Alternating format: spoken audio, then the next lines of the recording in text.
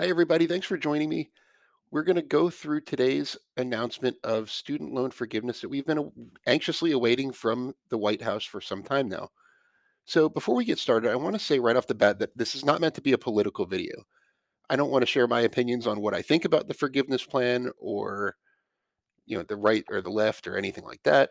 So, I want to keep this kind of a discussion about what this might mean to you. I have student loans personally. All these degrees on the wall behind me were not free. I have a lot of student loans. I'm also a certified financial planner based in South Carolina. And I want to take the opportunity to kind of break down the news in simple, easy to understand terms because the fact sheet released by the Biden administration, there's a lot to unpack there. So if you have any questions at the end of this video, I would love to answer them. Please put them in the comments section on YouTube and consider subscribing to my channel if you don't already. So first, let's get into the actual loan forgiveness details. This is kind of the headline news. The plan proposes to forgive $10,000 for all borrowers that make under $125,000 a year or under $250,000 a year for a married couple filing a joint return. That amount doubles to $20,000 for borrowers who received a Pell Grant to help pay for their education. The point of that is that it targets a little bit more relief at the lower income recipients. 93% of all Pell Grant recipients came from families that made less than $60,000 a year. So it's a good way to target relief where it is needed the most. It's worth emphasizing this only applies to federal loans. If you have private student loans, you won't get any forgiveness from this plan. So I mentioned you have to earn less than $125,000 or $250,000 for a couple to qualify. We don't yet know how that income is going to be determined. Is it based on 2021? Is it based on 2022? Is it adjusted gross income? Is it some other formula that they're going to use? We don't know yet. The Department of Education already has income information for 8 million borrowers, roughly, that they are planning to use for this purpose. And my assumption is that is from people who are already enrolled in income based repayment programs.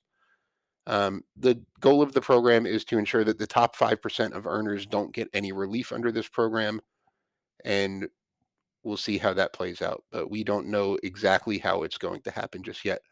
Because we need a little bit of time before the forgiveness could actually happen. It's not as if the White House can just hit a button and this goes away. There's a few moving parts behind the scenes. The repayment pause has been extended for a final time through December 31st, with the administration advising that people should be prepared to begin repaying their loans in January 2023. The student loan payments and interest were paused in early 2020 and have not been resumed since. So that is finally going to end at the end of this year. So the other things that this proposal does are a little bit more interesting. One, it proposes to kind of revamp the repayment plans to make payments more affordable for those who need it. There's a new proposal that will cap the monthly payments that borrowers are required to make at just 5% of discretionary income for undergrads, whereas previously it was 10% for undergraduate loans. And it makes a few other changes as well.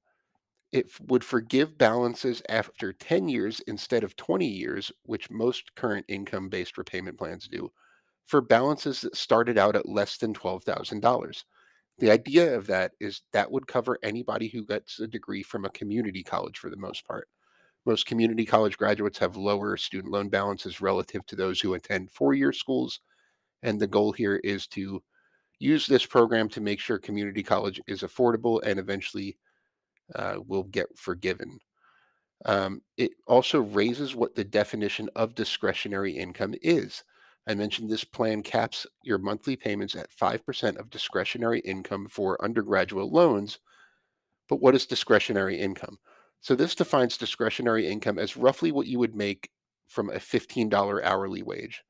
The idea being that people who don't make a $15 hourly wage or more would never have to pay a dime on their student loans. Your required monthly payment would be set to zero. And the cap is even higher than that if you have children or are married.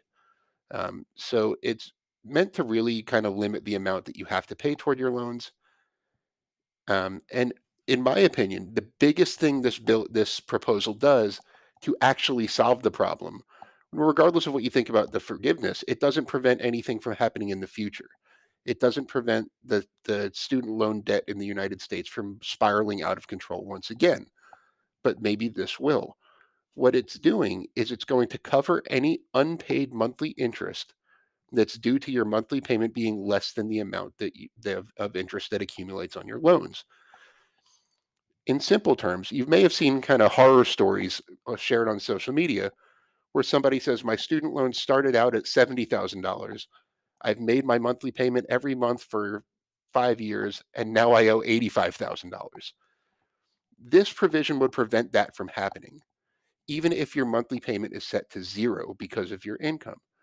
So if in 1 month, $500 of interest accumulates on your loan, but your income-based monthly payment is only set at $200, the government would take care of the difference and your loan balance would not go up. So that's one thing that really has been a hot button in the system right now, that how it's structured right now, that you can pay on your loans, do the right thing, be under a month income-based repayment plan, and end up owing more than you even borrowed in the first place. So that could actually help long term. Um, so there are a few things that we don't know just yet. The Department of Education is going to set up an application process before the end of the year, so before the payment pause runs out, where people who need to apply for this forgiveness can do so. Like I mentioned, the Department of Education already has about income information for about 8 million people. It's unclear if they'll actually have to fill out an application or if the forgiveness will just happen automatically. It's also worth noting that the relief is not taxable. So the American Rescue Plan, which was passed last year, made student loan forgiveness of any variety tax-free through 2025. This includes any amounts forgiven under public service loan forgiveness, teacher loan forgiveness, if you get it forgiven under an income-based repayment plan, or if you just have this broad loan forgiveness under President Biden's plan. So under normal tax law, any forgiven student loans would be considered taxable income, but through 2025, that's not the case. So you will not owe any federal income tax on the $10,000 forgiven amount. You may, however, owe state tax. So that's something to keep in mind. The student loan forgiveness income tax laws vary by state. So depending on where you live, you may get hit with a little bit of a state tax bill if you end up having your loans forgiven.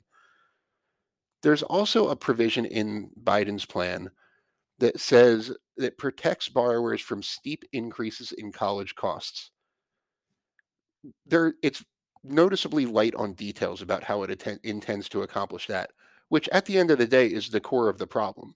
If college costs are rising way faster than inflation is, obviously the student loan balances, the amount people are going to have to borrow to go to school, are going to get higher and higher and higher over time. So one thing it says it does, it creates an annual watch list of programs that have students graduating with the highest debt levels, essentially calling the schools out for causing their students to take more and more debt. Who knows how effective that'll be? But hopefully the plan will do more to protect borrowers from college costs spiraling out of control. Because at the end of the day, that's what leads to higher student loan balances. So thank you for tuning in. Again, I am happy to answer any questions you have in the comments to the best of my knowledge. Like I said, there's quite a bit we don't know about student loan forgiveness yet. But thank you so much for watching, and I will see you next time. This video is sponsored by The Motley Fool. Check out the link in the description to receive the top 10 best stocks to buy now, or visit fool.com/Frankel.